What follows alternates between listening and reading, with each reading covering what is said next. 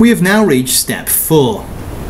You will need your tenancy agreement or a council tax bill if you have one. You need to enter how much council tax you pay yearly. If you're unsure how much this is, then select the I and scroll down the page for your band. If you don't know your council tax band, at the bottom is a web page. Copy, open a separate tab, paste it in the address bar, enter your street name or full Salford postcode, and it will give you your property band. Once you know your property band, go back to the original tab and insert the amount. Naturally, if you have your council tax bill, then you just need to enter your council tax amount. Remember, those with an asterisk will need to be included. Include the rent amount, how often it's paid, whether it includes any service charges or any rent-free weeks, the date we moved into the property, what date did the tenancy start, and if you know it, when the tenancy will end.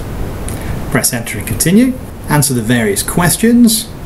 How many bedrooms does your household have the use of? In our case, we have 3 bedrooms. This will therefore mean we'll be subjected to a bedroom tax. Do you live in a houseboat or caravan, hostel or hotel, or is the tenancy a shared ownership one?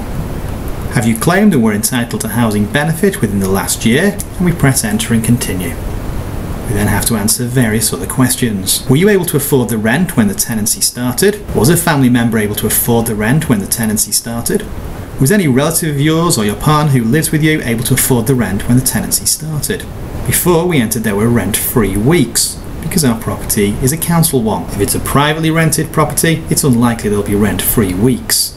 Again, if you don't know how many rent-free weeks you have, you will need to contact your landlord. You need to enter your previous address and what your status was. Press enter and continue. Did your partner live at the same address previously? We will select yes. You need to tell us about all of the rent-free periods within the tenancy. Please add each period below. We will say the rent-free period is over Christmas. Once we have done that, press enter and continue. If you have any further information, you need to enter it into this box here. Do you want to claim a backdating? Do you wish to complete the ethnicity questionnaire? If you do wish to claim backdating, click the yes box there with the green arrow, and you'll be given a box to give your good cause for not claiming sooner. We strongly advise that you obtain assistance in completing this form. We have now reached one of the final screens. This will tell you the information that you require. We have a potential weekly rate of £70 and a potential weekly rate of council tax reduction at £17.82. This is not the final page. If you press X now, your claim will not be processed.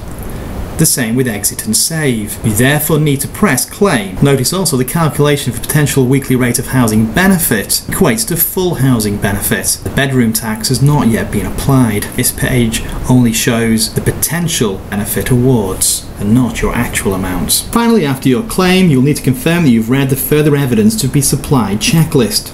It is not specific to your claim, and you will need to obtain and supply what is relevant to your claim. An email and letter will also be sent out to you if you have given one on the application form. You will also be given a unique reference number. It is important that you keep this and ensure that you have this in case there are any problems later in the processing of your claim.